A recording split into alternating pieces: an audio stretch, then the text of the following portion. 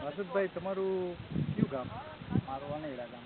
એટલે ગોંડલ તાલુકામાંથી ને તમે તમે શું તમારો વ્યવસાય? તમે ખેતી જ કરીએ છીએ. બરાબર. એટલે બસ ખેતી અમારો મુખ્ય ધંધો છે. બરાબર. અને તમે કયા કયા કયા પાક વાવો છો? મરચી છે, કોબીજ છે, ટમેટા છે, ડુંગળી છે. બરાબર.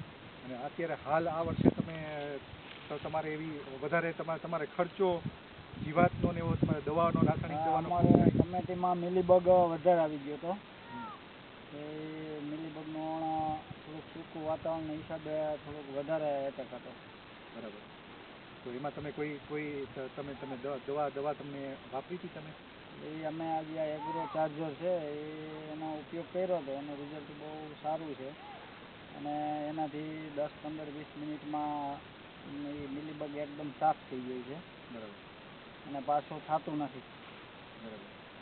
એટલે તમે એમાં તમે કઈ રીતે દવા વાપરી હતી અને કેટલા પ્રમાણમાં વાપરી?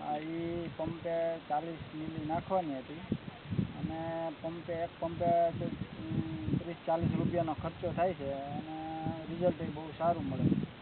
અને તમે જે એગ્રો ક્લીન જે તમે દવા વાપરી, ક્લીન દવા વાપરી, એ તમે દવા તમે આખા ખેતરમાં બધી જગ્યાએ આપણે જે રીતે બીજી બધી દવાઓ વાપરી હતી એ રીતે આખા ખેતરમાં બધા છોડવે થઈ હતી કે જ્યાં તમે કેવી રીતે? જ્યાં મિલીબગ આવ્યો હતો ત્યાં જ થઈ હતી અને બીજે જરૂરિયાત નથી. એનું કેવું પરિણામ આવ્યું કે તમને કેવું લાગ્યું? બીજી બધી દવાઓ આટલા વખતથી બીજી બધી દવાઓ તમે વાપરો છો? 200 રૂપિયાના રિઝલ્ટ નહોતું, એને બદલે આ 40 રૂપિયામાં જો આવું રિઝલ્ટ